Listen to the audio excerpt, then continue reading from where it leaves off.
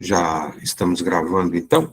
Agora, nós vamos primeiramente fazer uma oração.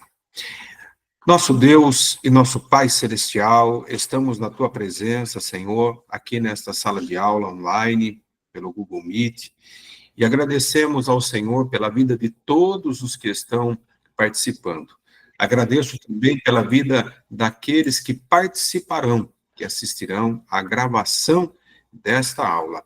Peço, ó Deus, que o Senhor abençoe a cada um de nós e que possamos hoje, ó Deus, aprender um pouco mais a Tua palavra. Oro também pelo professor Antônio, que é quem vai ministrar a aula, que o Senhor continue a abençoá-lo. Em nome de Jesus, amém e amém. Amém.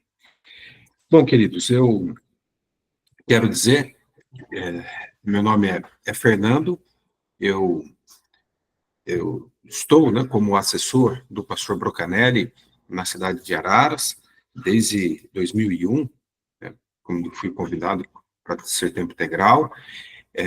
Na educação, sou auxiliar do pastor Erivelton, de uma forma geral, na educação, e estou também como pastor na primeira IEQ em Santa Gertrudes, que é uma cidade pertinho aqui de Araras, conhecida a cidade dos pisos, fabricação de muitas cerâmicas por aqui, e estamos aqui, com a graça do nosso Deus, tentando, fazer com que nós possamos, ou a secretaria, a igreja, de uma forma geral, disponibilizar oportunidade de crescimento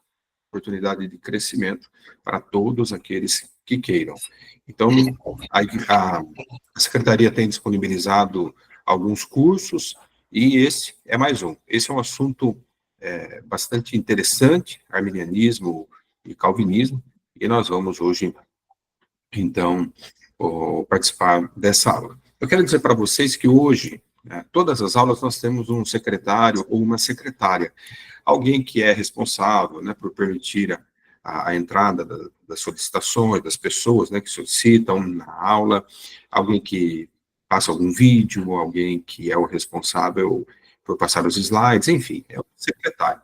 Hoje está a Gabriela, normalmente é o Martins, e ela tem também em algumas aulas. Então, ela, Gabriela, quem está responsável hoje, tá bom?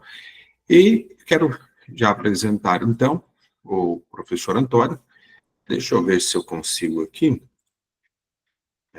Para conseguir, Deixa eu ver, fixá-lo aqui na tela. Fixar na tela para todo mundo. Fixar. Pronto.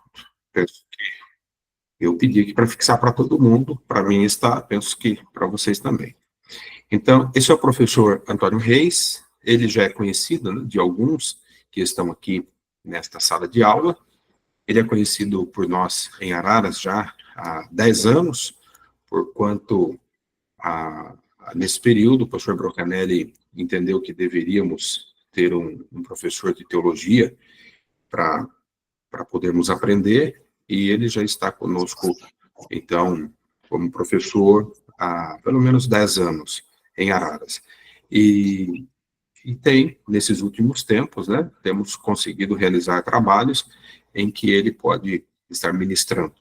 Então, eu já quero passar a palavra ao professor Antônio Reis para a nossa aula. Paz para todos, queridos, muito bem-vindo. Essa é a nossa aula introdutória. A ideia é essa aula piloto, a gente startar mais um projeto da Secretaria de Educação, para que ano que vem nós possamos ter já o curso, para que vocês possam, de fato, estarem participando dele, sobre esse tema.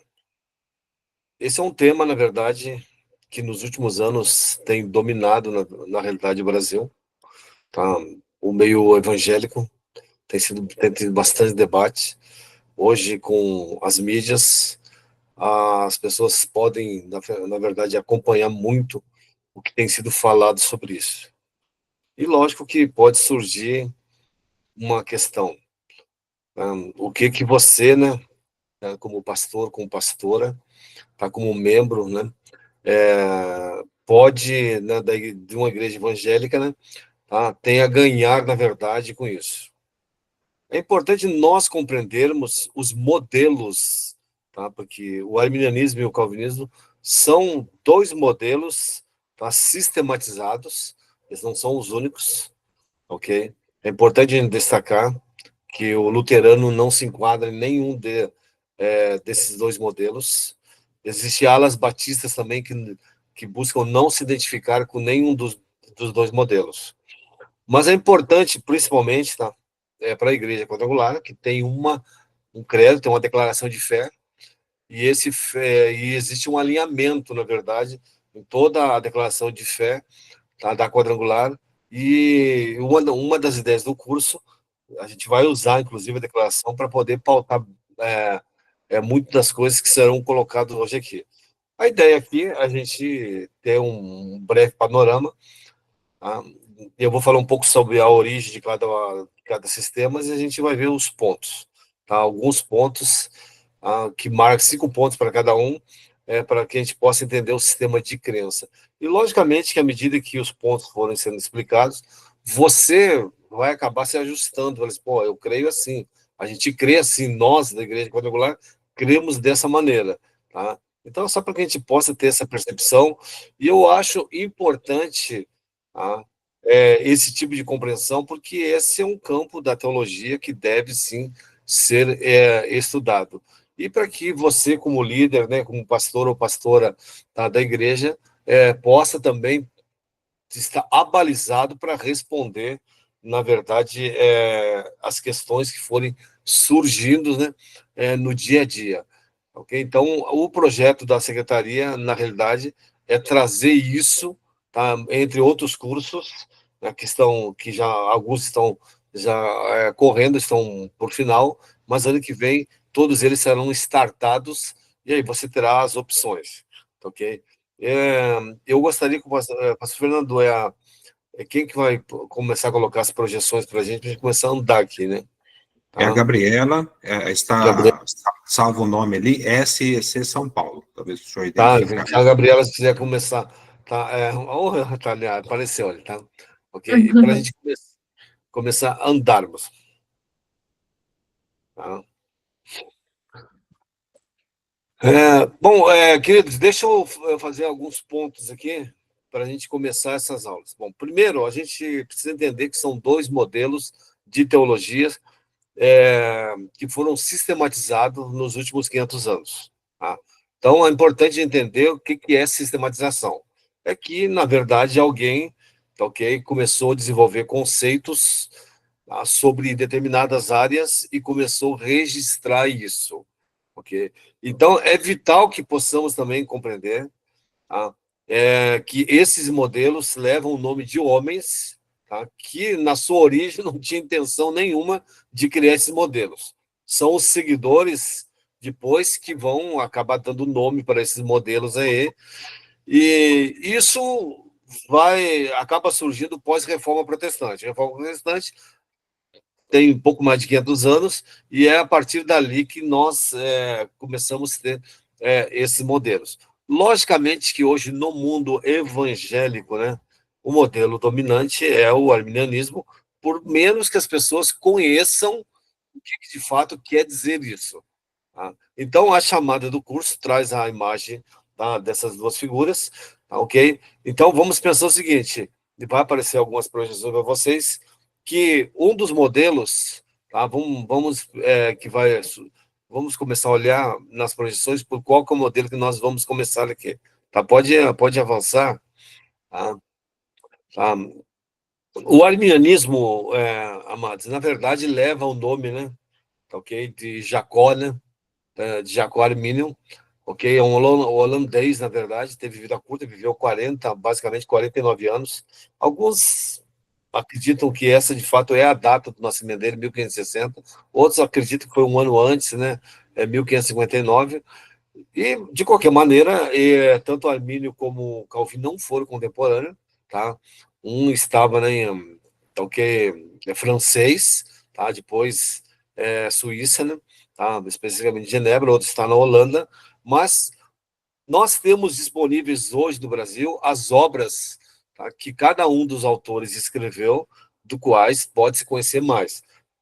A editora da Assembleia de Deus, CPAD, publicou em 3 volumes, ok, as obras do Jacó Armínio, que você pode disponibilizar, pode comprar e pode adquirir para conhecer da própria caneta de Armínio, o que de fato ele fala. Tá? E uma coisa assim que, por mais que alguns resistam, são 2 sistemas soterológicos. Tá? No arminianismo não existe muita dificuldade em entender o modelo como soterológico. Se trata especificamente com soterologia. No calvinismo, alguns entendem que o calvinismo se tornou uma cosmovisão, mas a realidade é que é um modelo soterológico, tá? E a gente vai tratar aqui como soterologia especificamente, e o curso vai acabar tratando isso de forma muito mais abrangente, tá? Logicamente. Tá? Então é importante a gente só compreender que o arminianismo ele vem da pena de Jacó Armínio. Depois ele morre muito cedo, né? Que 49 anos, e aí surgem os remonstrantes, na verdade, que são seus herdeiros, na Holanda, e na verdade, quem vai começar a estruturar mais a teologia de Jacó Armínio, e vai ocorrer os desdobramentos de tudo isso aí. Uma das questões que talvez atrasou um pouco até o conhecimento, tá, europeu, basicamente, do arminianismo, foi o retardamento da tradução de suas obras, que levou muito tempo para chegar, por exemplo, no mundo da fala inglesa. Isso tudo, na verdade, acabou retardando um pouco essas questões aí. Tá? Tem algumas questões para a gente começar a pensar e desenvolver. Vamos avançar nessas projeções, porque aí, queridos, olha, é, o, o arminianismo ele tem 2 modelos, sabe? O calvinismo tem mais modelos, ok? Mas o arminianismo, tá? Ele tem um modelo que a gente chama de clássico, tá? E eu não vou detalhar muito os 2 modelos, as distinções e as diferenças que existem eles, mas o arminianismo clássico, ele vem, basicamente, ele está mais ligado, tá? Alguns chamam de arminianismo reformado, ele está mais ligado especificamente a Jacó Armínio, e depois você tem o arminianismo wesleyano, ok? Que vai surgir depois lá dentro da história do próprio John Wesley, e só para pontuar isso, o modelo de arminianismo adotado, tá, por igrejas pentecostais, basicamente, porque as igrejas pentecostais, elas basicamente são arminianas, ok? Na sua confissão. Mesmo quando elas não entendem adequadamente o sistema, e mesmo quando elas não reconhecem o próprio sistema em suas declarações de fé. Mas quando nós examinarmos os pontos defendidos por esse modelo, a gente vai ver que é uma herança, na verdade, que o pentecostalismo abraçou. E deixa eu só abrir um leque aqui para demonstrar para vocês, pentecostais, por que é uma herança mais coerente. Porque, queridos, o pentecostalismo ele tem o seu nascedor, a sua origem, no desdobramento que ocorreu no movimento da santidade, que vem da igreja metodista. A igreja metodista é uma igreja da onde, né, que foi o seu fundador, talvez não tão intencional, tá? Mas é John Wesley, né, o metodismo. E o desdobramento que ocorre, que é o movimento da santidade, eles vêm dessa herança que é basicamente arminiana. Tá? O John Wesley é tido como uma figura que fez, na verdade, o resgate do arminianismo, tá? Do próprio Armínio, e trouxe isso para o mundo da fala inglesa. Ok? Então, há uma certa lógica quando você pode identificar as igrejas pentecostais como arminianas em suas declarações de fé. Okay? Eu estou só pontuando isso para vocês terem uma percepção que são sistemas, tá, que estão organizados teologicamente e são conhecidos pelos teólogos, pelos estudiosos.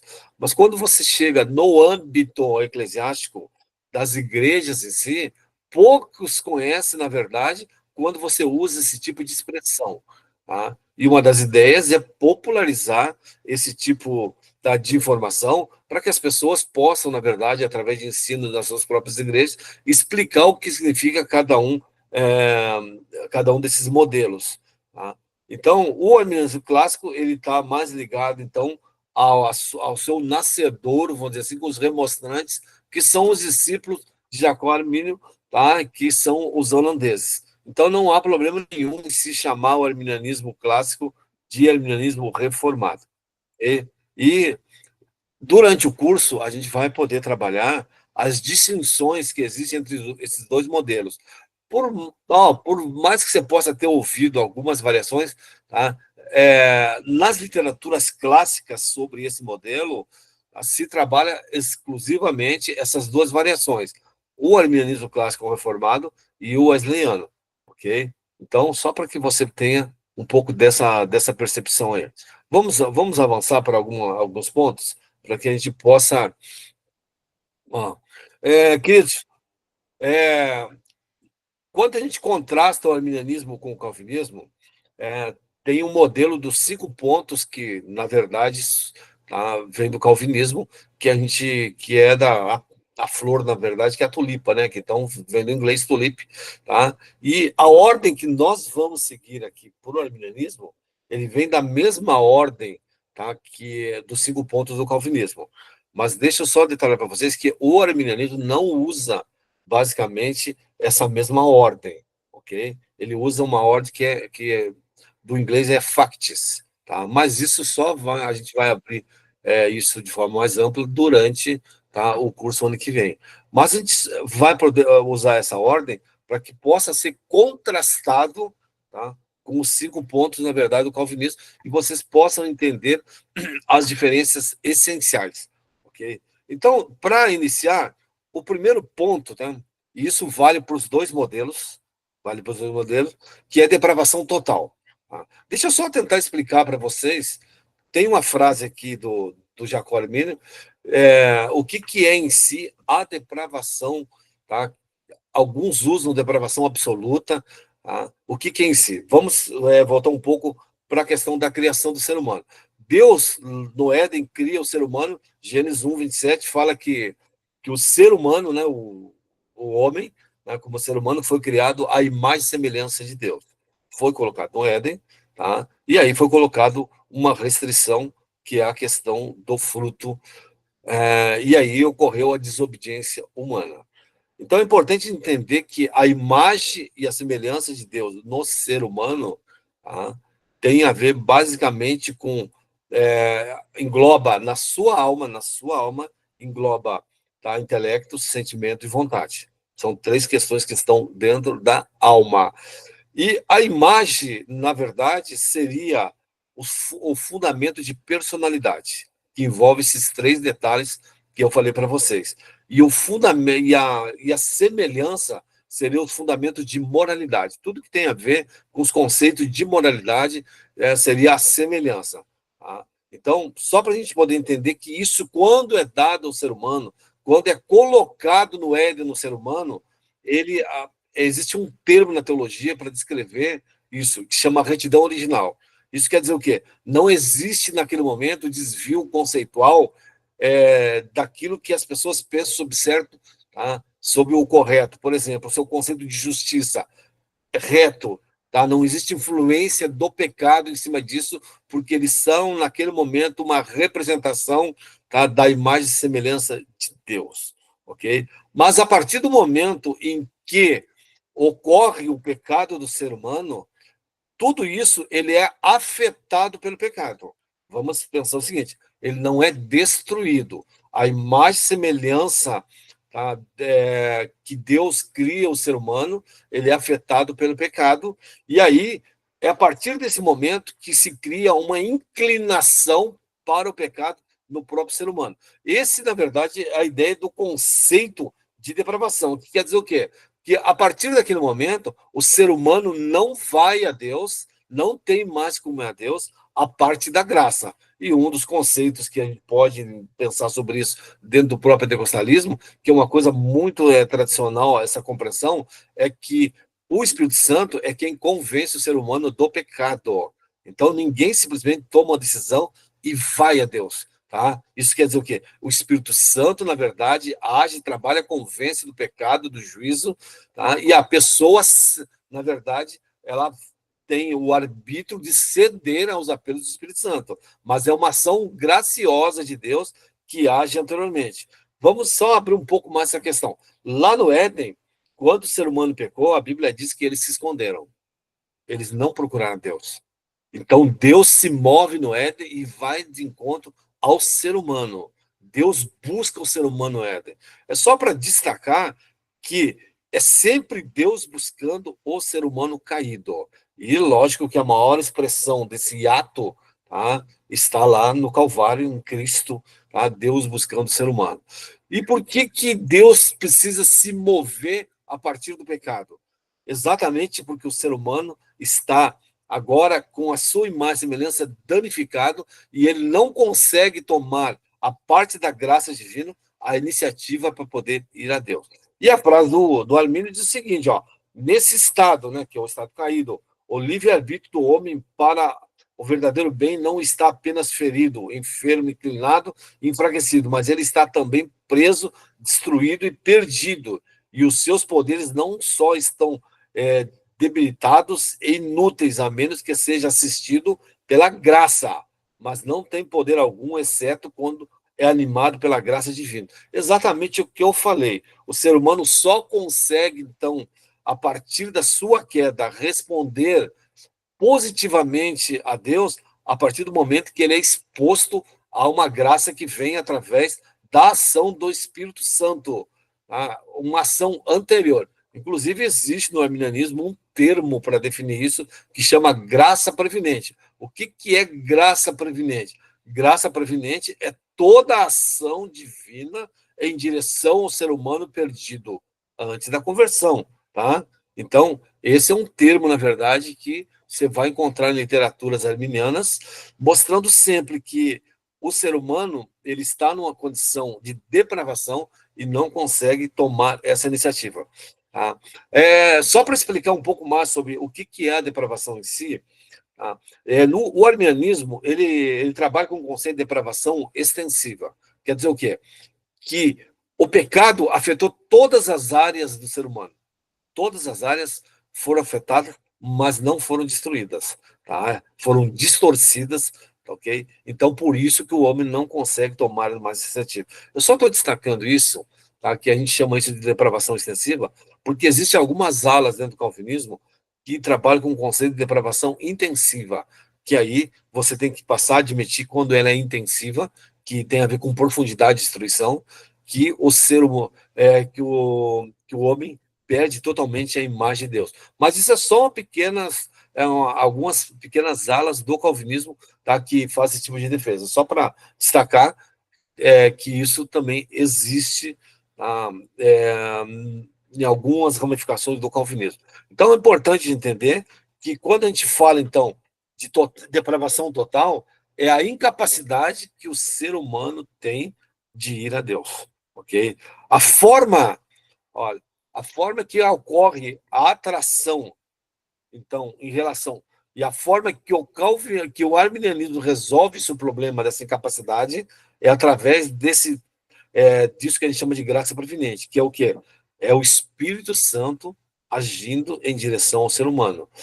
O Armínio, basicamente, ele falava muito que isso poderia vir especificamente pela pregação da palavra. Tá? No modelo depois wesleyano, ele abre um pouco mais esse leque e ele entende que a própria revelação natural pode ser usada pelo Espírito Santo, tá? Como uma ação de graça previnente para também falar ao perdido. Mas, de qualquer maneira, amados, é importante compreendermos, então, que é uma graça ao qual o ser humano está exposto. Tá? Então, a gente vai ver depois o conceito esse mesmo conceito do calvinismo, mas eu quero só que vocês então percebam que esse é um dos 5 pontos em que as diferenças são leves. Tá? As diferenças são leves. Alguns chegam a dizer que se existe um ponto de acordo entre os dois modelos, é esse ponto. E por que a gente quer destacar isso? Porque alguns talvez alguns séculos atrás, tinha uma argumentação contra o arminianismo, falava que ele defendia uma depravação parcial, tá? E esse é um problema, na verdade, tá? E as obras do Armínio demonstram, na verdade, que ele não tem, o ser humano não pode ir a Deus à parte da graça, tá? Por causa dessa depravação que ocorreu, dessa destruição do pecado. Tá? Então é importante nós entendermos que quando você é exposto às literaturas clássicas do arminianismo, o que você encontra é exatamente isso que está nessa imagem aqui, que é uma frase tá, de Jacó Armínio. Outra coisinha, é uma dica para vocês. Querido, se você quer entender o arminianismo, você tem que ler literatura, tá? Ler, porque são sistemas teológicos, tá? Literaturas de autores arminianos. E você quer entender o calvinismo, leia literaturas de calvinistas, tá?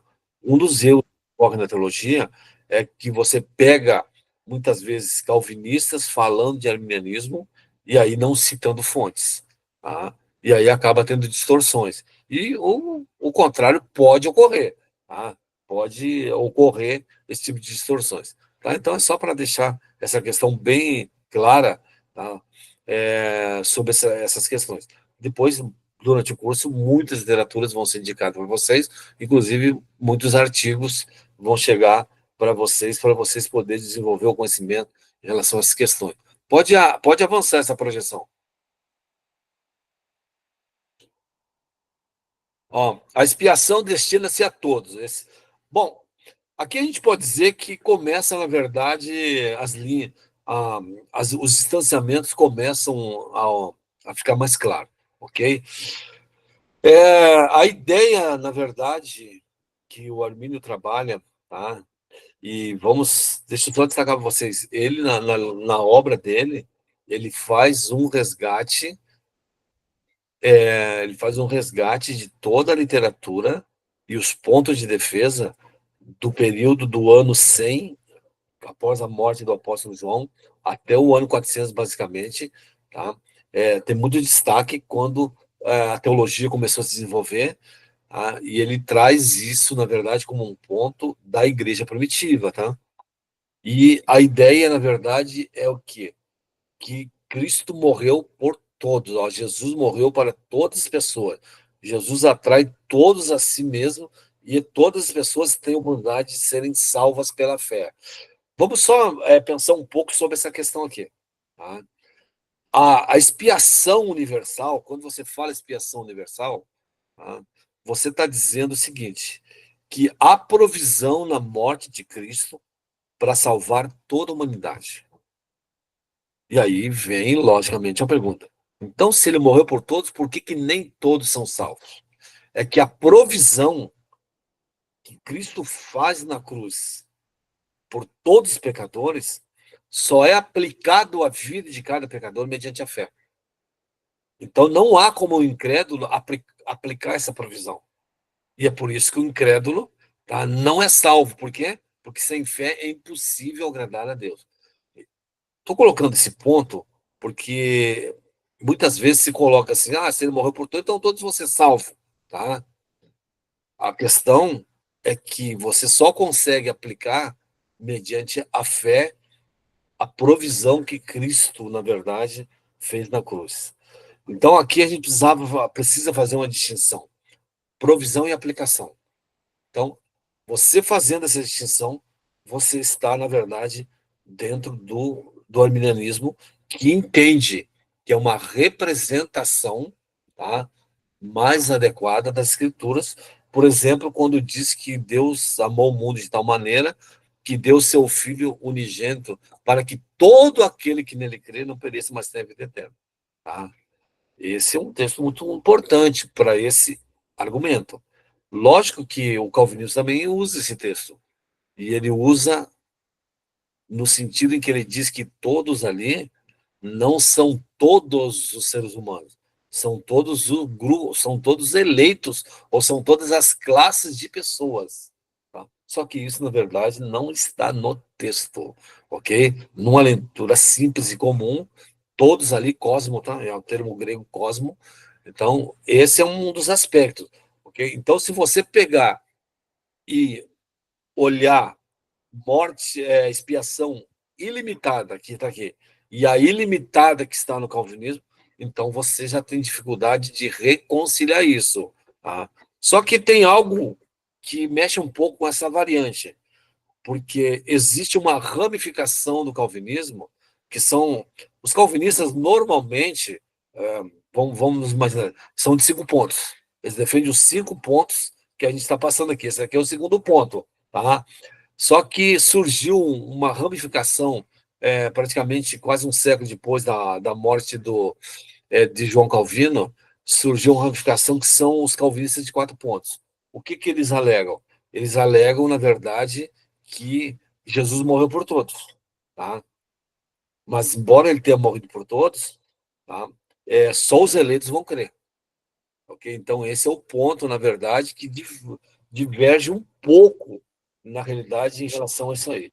Eu não consigo aqui entrar nos meandros, né, sobre esses detalhes aí, porque o tempo não nos permite de forma alguma, a gente já está aqui acelerado. Mas, só para que você possa entender, então, no primeiro ponto, há uma similaridade, que o homem é incapaz de ir a Deus a parte da graça, depravação. Esse segundo ponto, expiação, tá? O arminianismo defende a ilimitada, que é aplicado mediante a fé, e o calvinismo defende que Cristo só morreu pelos eleitos, tá? Só por aqueles que foram eleitos antes da fundação do mundo. Tá? Então, aqui só tem o desdobramento desse ponto. Ó, a penalidade pelos pecados dos eleitos é paga integralmente através da obra de Jesus na cruz. Assim, a expiação de Cristo é destinada a todos, mas requer a fé para ser efetuada. Ok? Então, só não vou ler tudo aqui, só para vocês saberem, na verdade, o que é esse ponto aqui. Pode avançar para o outro item, porque senão a gente não vai conseguir fechar tempo aqui. Tá? Ó, graça resistível. Ok? Mais uma outra questãozinha. Vamos pensar o seguinte, tá? O arminianismo trabalha a ideia de que o ser humano ele é exposto, tá, à graça salvífica de Deus, mas ele pode aceitar essa graça ou rejeitar essa graça. Um bom exemplo você pode ver na fala de Jesus, quando ele fala, inclusive, né, para Jerusalém, ele fala assim: Jerusalém, Jerusalém, que mata os profetas. Quantas vezes eu quis, né? Mas vocês não quiseram. Tá? Ou o próprio Estevão, né? Eu acho que no discurso em Atos 7, ele fala: vocês que sempre resistiram, ok? É o Espírito Santo e por aí vai. Então, só para que a gente possa compreender que esse é um outro ponto que não nos permite reconciliação. Por quê? Porque a pregação do evangelho, ela chega ao perdido. O perdido pode resistir a essa graça, tá? Ou pode aceitar essa graça. E aí, aceitando essa graça, isso vai vir acompanhado, tá, de fé, e aí vem da aplicação da expiação, e aí ocorre todo o processo de regeneração, depois, né, justificação, regeneração, tá, mediante a fé. Então, Deus toma iniciativa no processo de salvação e a sua graça vem a todas as pessoas. Esta age em todas as pessoas para convencê-las do evangelho, chamá-las fortemente de salvação, ok? Então, a questão, então, por que todos não são salvos? Porque eles resistem e não creem. Tá? O Arminio tem uma fala que é interessante, que ele fala assim que graça não é um ato onipotente de Deus que não possa ser resistido. Então, esse é um outro ponto em que ele acaba destacando isso aí. Tá? Então, e lembrando, então, que no calvinismo a graça é irresistível. Isso quer dizer o quê? Aqueles que são eleitos para a salvação não vão resistir à pregação do evangelho e eles vão ceder porque eles foram eleitos, na verdade, de forma incondicional. Tá? Vamos avançar essa projeção. E esse é um ponto, e aí entra essa questão, tá? Esse seria o quarto ponto, né? Ó, eleição é condicional no arminianismo. Então, vamos imaginar o seguinte: no calvinismo, Deus ele escolhe incondicionalmente quem vai ser salvo e quem não vai ser salvo. Tá? No próprio calvinismo existe ponto de discordância sobre isso aí. Alguns defendem que ele só escolheu para salvação, não escolheu para perdição. Tá? Mas é uma questão questionável. mas existe uma divisão lá. Mas é importante entender que no arminianismo, a eleição, ela é condicionada à fé. A gente chama isso de presciência. Deus, na verdade, atemporalmente, antes de criar o mundo, tá?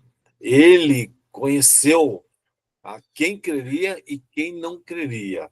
Então, o indivíduo se torna um eleito à medida que ele está em Cristo. Então, a gente chama isso de fé prevista. Então, a eleição é condicional porque ela é condicionada à fé. Então, eleito seria aqueles que creem, na verdade. Então, Arminio define a eleição como o decreto de Deus pelo qual, de si mesmo, desde a eternidade, decretou justificar em Cristo os crentes, tá? E aceitá-los para a vida eterna. Então, é importante entendermos que, à medida que o indivíduo está em Cristo, tá?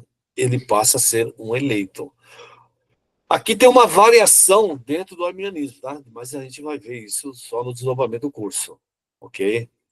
Sobre eleição individual e eleição coletiva. Os pentecostais normalmente são adeptos da eleição coletiva, tá? Que é defendida pelo modelo, tá? Wesleyano, né? Arminianismo wesleyano. Tá? Mas isso a gente não vai detalhar para frente. Ó. Os crentes, ao aceitá-lo para a vida eterna, só Deus determina quem será salvo. A sua determinação é que todos que creem em Jesus através da fé sejam justificados. Deixa eu só explicar isso aqui para não ficar confuso. Essa ideia, o que ocorre? Deus, dentro da eternidade, ele estabeleceu que ele salvaria todos que crescem. É isso que está falando por determinação, tá? Ele estabeleceu que ele salvaria todos que crescem, mas não salvaria ninguém que não cresce. Essa é a determinação que tem da parte de Deus. Ele não escolhe, tá, os eleitos de forma incondicional. Ele simplesmente... A Bíblia diz que Deus conhece o fim antes do começo. Tá? Essa é a ideia que está por trás, e ainda diz mais, que Cristo é o cordeiro que foi morto antes da fundação do mundo.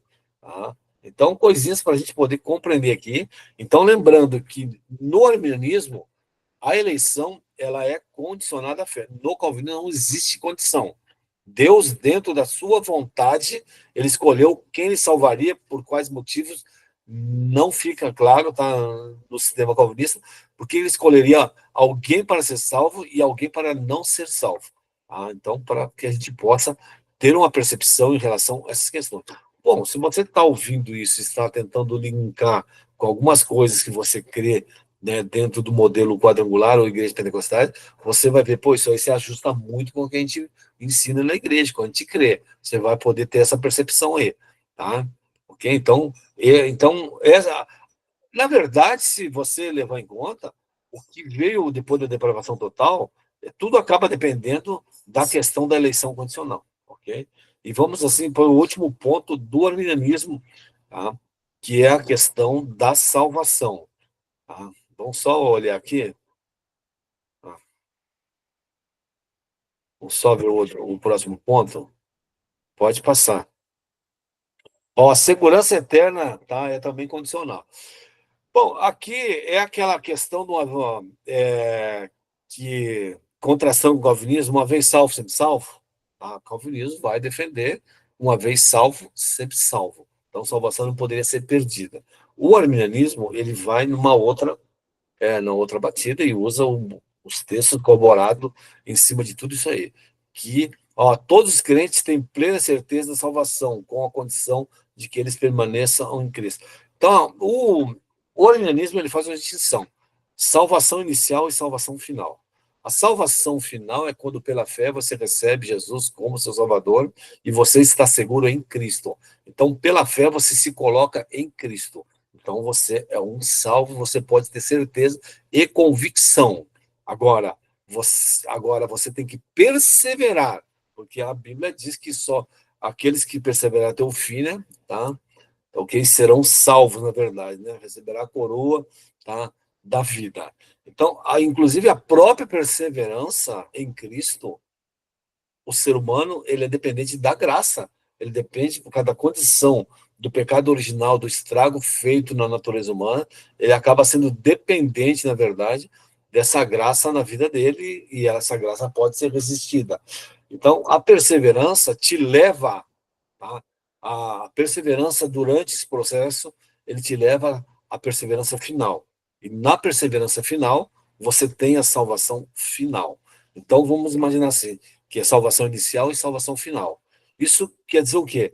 Em que é possível, durante esse processo, alguém abandonar a sua condição anterior. Tá? Inclusive, se você pegar Hebreus, capítulo 6, versículo 4, 5 e 6, você pode encontrar isso, e a gente vai fazer uma exegese em cima desse texto durante o curso, tá? Lá de Hebreus, tá? 6, do versículo 4 até o 6, sobre aqueles que provaram dons celestiais, abandonaram, não pode ser renovado de novo. Então, tudo isso.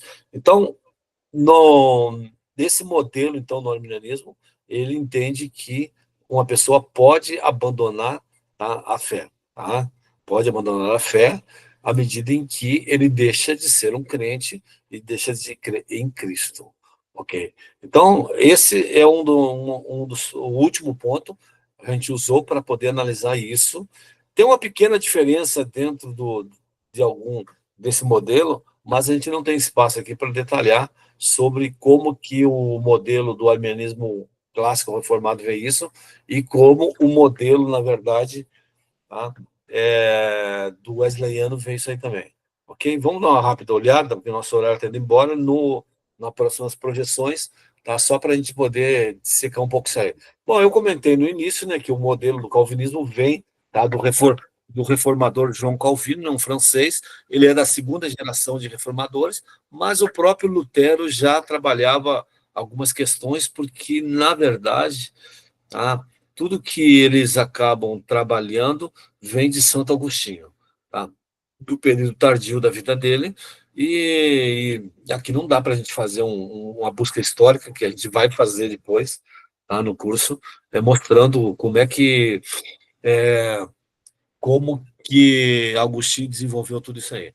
Tá? E ele está na segunda geração, ele nasceu, tá, em 1509, tá? Então, quando começou a reforma, ele ainda era uma criança, né? Tá, ok? Vamos só passar os pontos para a gente. Pode avançar, para a gente dar uma olhada rapidamente.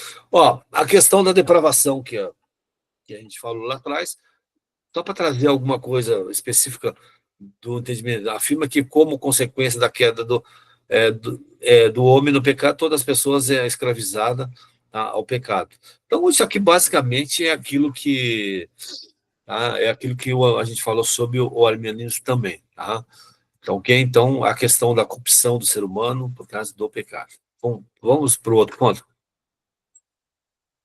Pode. Ó, a eleição incondicional, tá? Afirma que Deus escolheu desde a eternidade aqueles que ele trará a si mesmo, não com base na virtude, mérito ou fé prevista, tá? Então, o contraponto à fé prevista que existe na eleição condicional, ok? Aí tem algumas divergências, alguns acreditam que Deus não escolheu pessoas para ir para o inferno, mas o calvinismo tradicional, ele fala de eleição para salvação e eleição para a perdição. Aí tem algumas coisas que a gente vai poder expor isso, tá, durante o curso. Mas o que é importante você entender aqui é que não existe critério dentro da eleição incondicional para que você entenda que motivo levou Deus a escolher o indivíduo A ou o indivíduo B. Não tem isso, tá? Não tem como você chegar a isso aí, ok? Vamos lá, vamos lá. Bom, a gente já apontou um pouco sobre essas questões aqui, tá, que são contrapontos, só para você observar que esses pontos aqui não tem como você harmonizar. Com exceção do primeiro, não dá para harmonizar, tá? Não tem o que fazer, ok? Ou você está de um lado ou você está do outro. Se você... Então, não existe um meio termo para você falar assim, eu sou meio a meio, tá? Não tem como, porque isso aí seria incongruente, na verdade. Tá? Ó, então, expiação limitada é a ideia, né? Tá? Que Jesus morreu somente pelos eleitos e são somente os eleitos que vão crer. E, basicamente, ele creu por aqueles que ele determinou que creriam. Os calvinistas não acreditam, entretanto, que a expiação seja limitada em seu valor ou poder, mas sim que a expiação é limitada no sentido que é destinado a alguns e não a todos. Tá? Então, basicamente, ela é destinada só a quem foi eleito. Tá? Vamos lá. Vamos só avançar aqui. E a questão da graça irresistível, tá? Os salvos, né, os eleitos que já foram eleitos desde a eternidade para a salvação, eles não vão resistir à pregação do evangelho, eles vão vir a Cristo. Tá? E agora, pelo outro lado, né, você imagina, tá, em que os não eleitos resistiriam. Seria uma conclusão lógica, né? Só que eles não são alvo, na verdade, tá? Não são alvos, né, de propósitos bondosos de Deus para a salvação. Deus não tem, no caso, intenção de salvar os não eleitos, porque senão ele iria contra o próprio decreto dele, tá, em que escolheu não salvá-los. Tá? Então, são coisinhas aí para a gente parar a pensar. Tem muita literatura no mercado aí, pessoal, para vocês estarem indo atrás correndo, ok? Vamos lá, vamos só avançando aqui. E a perseverança dos santos, que esse é um nome específico, né, do calvinismo, tá? Que é a ideia, uma vez salvo, sempre salvo. Isso é, se uma pessoa foi salva em Cristo, tá? Ela já foi alvo do decreto eterno, tá? E ele é um eleito, tá? E ele agora está em Cristo. Então, não há, na verdade, como uma pessoa dessa, tá, deixar de estar em Cristo. Se ele for. Aqui tem muitas variações nessa doutrina, né? Inclusive, existe alas e modelos dessa doutrina do calvinismo que acredita que mesmo que a pessoa vier a se tornar incrédulo, tá, ele será salvo, tá? Porque ele foi salvo uma vez. Tá? Então, tem algumas incongruências aí que a gente vai explorar com mais detalhes, porque tem bastante variações. Quando você fala de calvinismo, ele não é monolítico, tá? Existem vários modelos aí, tá? Que a gente vai estar pensando e trabalhando com vocês para vocês entenderem. Vai ter todas as questões doutrinárias, vai ter todas as partes históricas também, que é o objetivo do curso trazer isso para vocês, né? Ó, ó, não pode ser frustrado. Então, a ideia é que, se Deus quer salvar, tá, somente os eleitos, ele vai salvar. Então, não poderia ser frustrado, aí, porque o ser humano não tem livre-arbítrio no calvinismo. Tá? Não existe liberdade humana, tá? E esse é o ponto. Ele trabalha com o conceito de vontade divina revelada e vontade secreta, tá? Para poder explicar por que alguns vêm, outros não vêm também, ok? Ou qualquer outra coisa, aquele a quem Deus chamou para a comunhão consigo mesmo, continuar na fé até o fim. Então, esses são os pontos, na verdade. E é só para mostrar para vocês algumas caracterizações, tá, desses modelos, tá, para que vocês entendam que são esses os pontos principais. Mas a gente poderia falar sobre os conceitos de soberania, que são distintos, né? Tá? E tantos outros, e como que esses conceitos de eleição entraram dentro do cristianismo, se antes do ano 400 eles não eram defendidos por ninguém. Mas são aspectos que a gente quer demonstrar, e a gente vai procurar, inclusive, citar isso, mostrar o ponto de vista, né, do próprio calvinismo, citando autores calvinistas, e fazer alguns pontos em relação ao que a Bíblia diz. De qualquer maneira, os dois modelos eles vão passar no escrutínio, tá? No escrutínio das escrituras. A gente vai olhar nos textos e vai ver qual que é o modelo, tá, que está mais alinhado com as escrituras, ok? Então, esse é um dos grandes objetivos, olhar para isso. Agora, por mais divergências que existam, queridos, a gente precisa entender que os dois modelos são defendidos por cristãos, tá? Por igrejas evangélicas, e ninguém está falando aqui de salvo não salvo, né? Tá? Ninguém acha que por uma igreja, por exemplo, que nem a presbiteriana, ser de habilidade calvinista, não tem salvo lá, as pessoas não são salvas, porque não é nada disso. Isso é teologia, tá? Salvação, tá, nesse aspecto, não tem a ver, tá, com esses modelos que são defendidos. Mas a gente vai ver algumas implicações de cada um desses modelos aí, ok? A gente já avançou aqui no tempo, eu vou voltar para o pastor Fernando, mas é só para fazer esse panorama aí, tá? Para vocês terem uma percepção. Foi muito rápido, tá? É muita coisa que tem que ser falado, tá? Mas eu só quero que vocês entendam assim que se eu estivesse no lugar de vocês, pensaria seriamente em fazer esse curso, porque vai ter muita coisa, vocês vão receber muito material, vocês vão receber apostilas, tá? Para você estar aprendendo mais sobre isso aí. Se você achou difícil, muitas coisas foram ditas aqui, isso faz parte do processo, porque é teologia, tá? Então, vocês verão, não tem tanto contato com essas questões, e a Secretaria de Educação quer resolver um pouco esse problema te ajudando, tá ok? Então, pastor Fernando tá com a palavra. Professor, eu queria fazer uma pergunta para o senhor. Na verdade, uma colocação de uma frase que o pessoal fala, né? Porque o senhor já disse aí alguns termos, eles às vezes pode ser bastante estranho, né? Para algumas pessoas, para outras não. Mas aquela questão lá do muito ensino, que a pessoa fica fria, né? Quando estuda teologia, é um versículo bíblico esse? Eu acho que é importante, pessoal, a gente também entender que a gente tem uma cultura que, em certo sentido, ela é anti-intelectual, tá? O contexto brasileiro é anti-intelectual. E a nossa cultura evangélica é anti-intelectual também. Então, as pessoas colocaram em categorias diferentes a questão intelectual e a questão espiritual. E elas não estão separadas em categorias, elas estão na mesma categoria, tá? O que a Bíblia fala que a letra que mata é a letra da lei, tá? Não tem nada a ver com o conhecimento intelectual. Então, a gente precisa só achar um ponto de harmonia, na verdade, tá? Entre espiritualidade e intelectualidade. A gente só precisa achar um senso aí para equilibrar, tá? Vamos dizer assim, esse jogo aí. E, na verdade, o conhecimento teológico ele vai te conduzir a um grau de análise, de entendimento, tá? Cada vez maior das escrituras, e quem trabalha nesse processo para abrir o teu entendimento e te levar para a maturidade é o Espírito Santo, porque o Espírito Santo é o iluminador, porque nós, na verdade, estudamos teologia na dependência do Espírito Santo. Então, é importante que nós possamos compreender, eu sempre digo isso para os meus alunos, quando você abre um livro de teologia para ler, abre a tua Bíblia do lado, tá? Estude junto. Então, é importante nós compreendermos que a teologia também, ela não tem promessa para você que você vai virar um super crente. Não.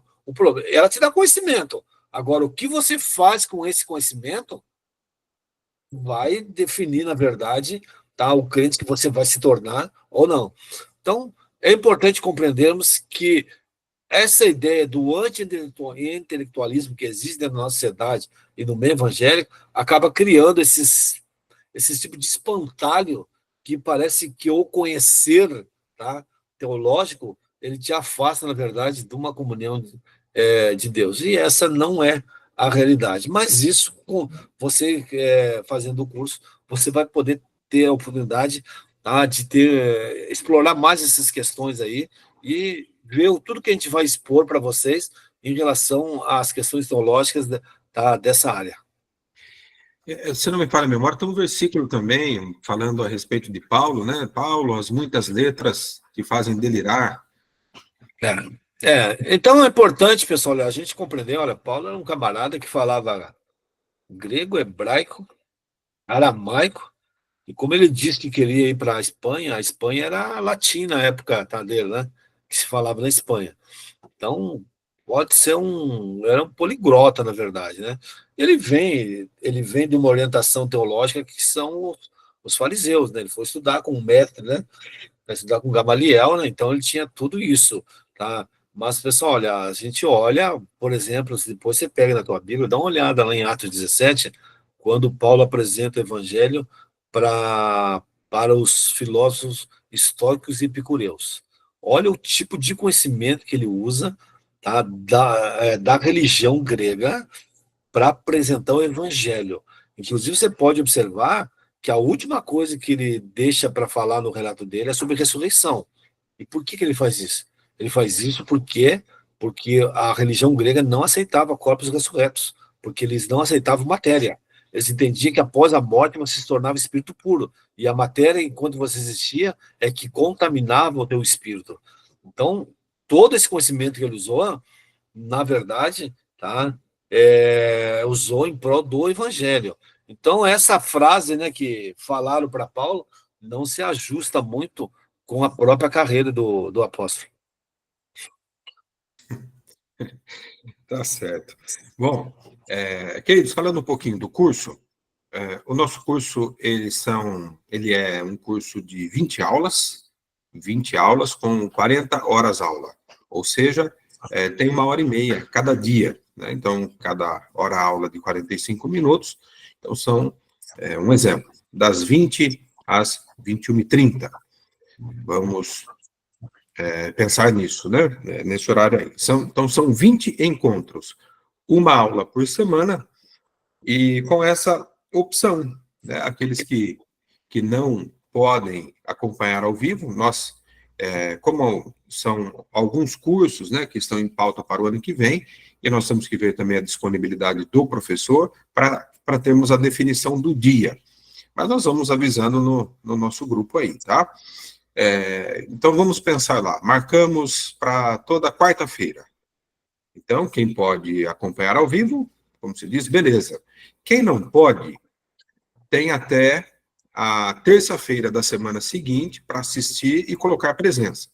Porque para você receber o certificado, nós seguimos a mesma porcentagem do ITQ, que é 75% de presença. Então, para você receber o certificado, precisa ter esse 75% de presença, ou seja, 20 aulas, precisa participar de 15 aulas. Então, até um dia antes da aula seguinte, até na terça-feira, você precisa assistir a aula que foi feita na quarta-feira da outra semana. Mas e aí, pastor, não tenho mais acesso? Não, você vai ter acesso com o seu login e senha, a aula vai ficar lá para você. O que você não consegue é por presença. Porque qual que é o raciocínio? Que uma aula vai, como se diz, depender da outra. Então, é importante que nós acompanhemos na sequência as aulas. Então, não pode perder, não pode ficar com falta. Tá bom? Olha, tem alguns comentários aqui. Olha, pessoas colocando, Lárcio Meia, a teologia não deixa a pessoa fria, mas apaga o fogo estranho, né, que é a risada, né? Aula abençoada, a Tereza colocando aqui, boa introdução, Elias Antônio, excelente exposição, professor, e vamos ver aqui, ele está pedindo se o senhor pode dar uma breve definição, professor, de livre-arbítrio, porque costumeiramente é pregado como se a humanidade tivesse ainda no Éden, pelo menos a impressão. Tá. Sim, rapidamente. Pessoal, deixa eu abrir um pouco esse leque aí. O livre-arbítrio de Deus, Deus possui livre-arbítrio, tá? É diferente do arbítrio que o homem possuía no Éden antes do pecado, tá? Porque antes do pecado, esse livre-arbítrio não era restrito pela natureza pecaminosa, que é o pecado original, tá? Aí, pós-Éden, existe um outro arbítrio, tá? Que a gente entende que chama ele de livre-arbítrio libertário, né?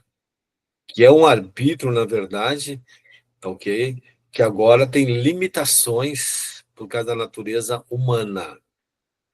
Ele é comumente compreendido como escolha contrária, tá? Isso quer dizer, você pode escolher entre o bem e o mal, tá? Mas tudo isso de forma limitada quando é contrastado com o arbítrio usado por Adão, que era diferente. E aí, existe uma ramificação no calvinismo que chama compatibilismo, que eles usam livre-arbítrio. Pode parecer estranho, você fala, pô, o calvinismo usa livre-arbítrio? Sim, ele usa um modelo que chama livre-arbítrio compatibilista. O que é esse livre-arbítrio? Que você é livre para fazer exatamente aquilo que Deus decretou que você faria. Isso é o modelo deles, tá? No modelo que o arminianismo defende, você tem vontade contrária para escolher em relação à vontade de Deus. Você pode dizer não para Deus. Isso é um arbítrio restrito, tá?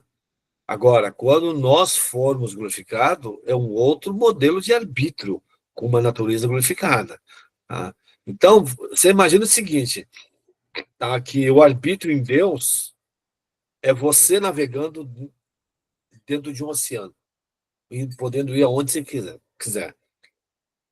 O arbítrio de Adão antes do pecado, ele era mais limitado, mas era mais abrangente. Mas o arbítrio agora, com a natureza pecaminosa, é como se você estivesse dentro de um barco, em um oceano, e você tinha liberdade para se movimentar dentro do navio, mas não dentro do mar. Então, isso que a gente chama de livre-arbítrio libertário. E na teologia arminiana não se usa mais livre-arbítrio seco, se usa sempre livre-arbítrio libertário, que é um arbítrio restrito por causa da natureza pecaminosa. Agora, uma coisa que é importante entender, que o livre-arbítrio do ser humano não vai contra a natureza do ser humano. As pessoas falam, você tem livre-arbítrio porque você não voa. Não voa porque não é da natureza do ser humano voar. Então, o livre-arbítrio, ele age dentro da natureza humana, tá? Então, assim, é só para a gente poder entender um pouco o que é essa liberdade humana. Mas não vou abrir isso agora, mas eu poderia fazer alguns pontos para mostrar para você o seguinte, que não existe amor sem liberdade de escolha, tá? O homem só ama a Deus porque ele tem a liberdade de não amá-lo. E aí, quando ele escolhe amá-lo, ele faz isso de forma genuína, tá? Então, a gente poderia trabalhar várias questões em relação ao livre-arbítrio e da realidade dele, ok? Mas a gente precisa entender que é escolha contrária, tá? Isso é contrária à vontade de Deus, ou seja, a vontade de Deus pode ser contrariada, assim se tem alguns textos para vocês.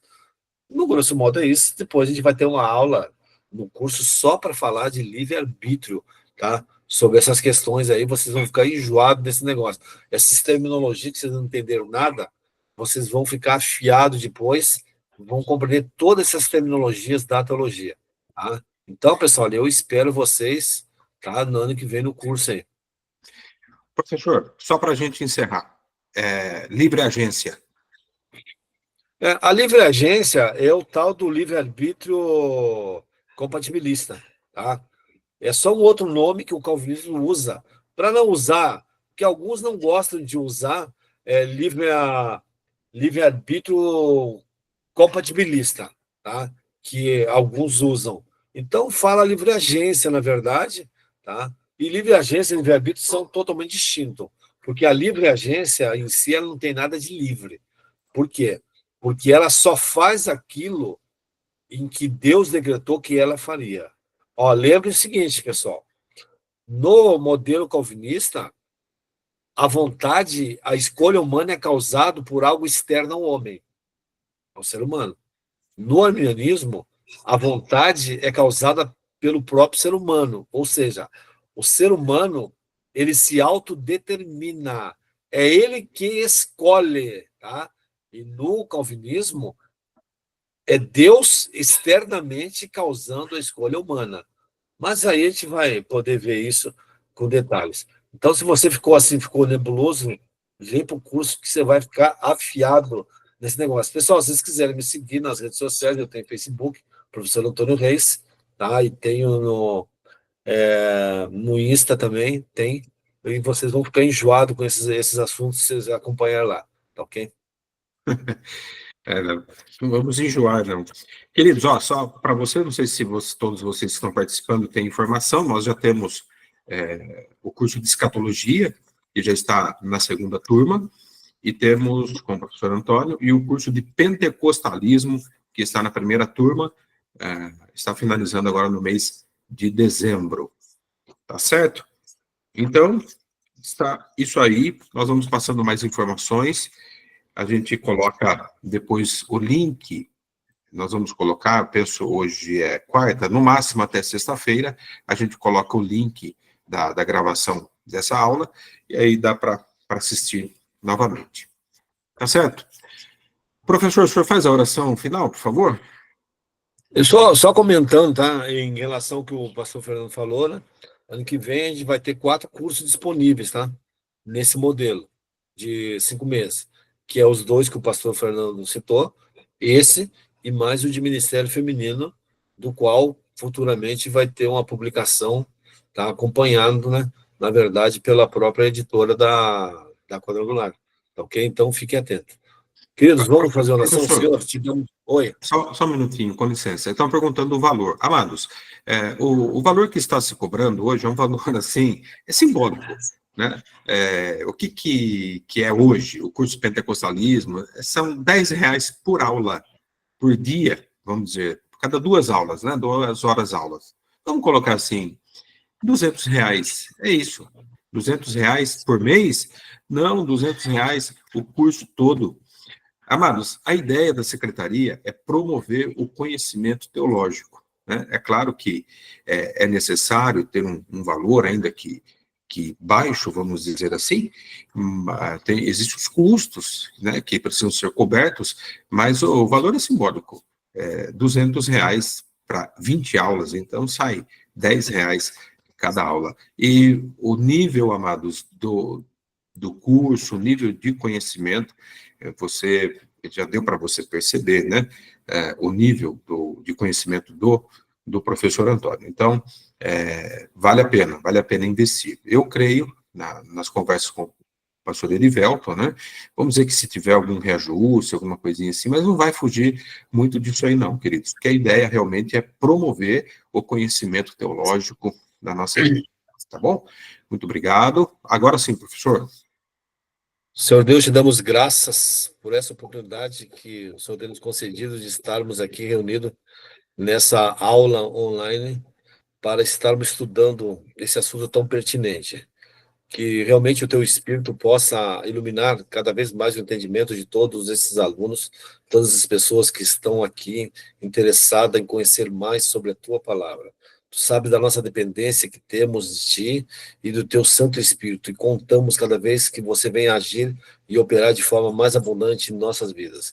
Que a tua bênção possa ser sobre a vida em particular de cada uma dessas pessoas que estão participando aqui online ou aqueles que ainda estarão participando offline. Através do nome de Jesus, em que clamamos a ti, ó Pai, e esperamos inteiramente nas tuas misericórdias. Amém. Amém, amém. Queridos, nós vamos fazer o seguinte, nós vamos liberar o áudio de todo mundo, tá? Para que você possa, querendo, aí tá liberado, se você quiser, é só abrir o seu áudio e falar um tchau, um oi, um tchau. E pode ser todo mundo junto, sem nenhum problema. Tá bem, se quiser. Boa noite, professor. A paz.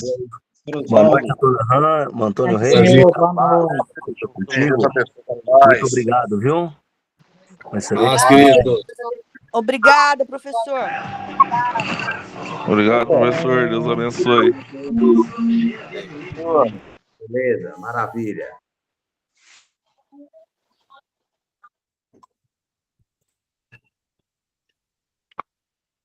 Obrigado, professor. Deus abençoe, viu, Antônio Reis? Pela paz, pastor Oswaldo.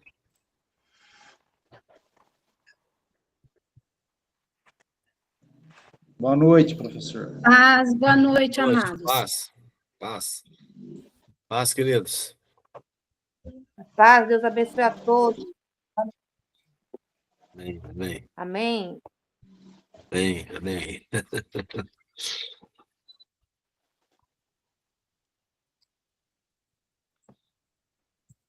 Queridos, vamos embora então. Tchau e até a próxima. Um grande Tchau, abraço. boa noite.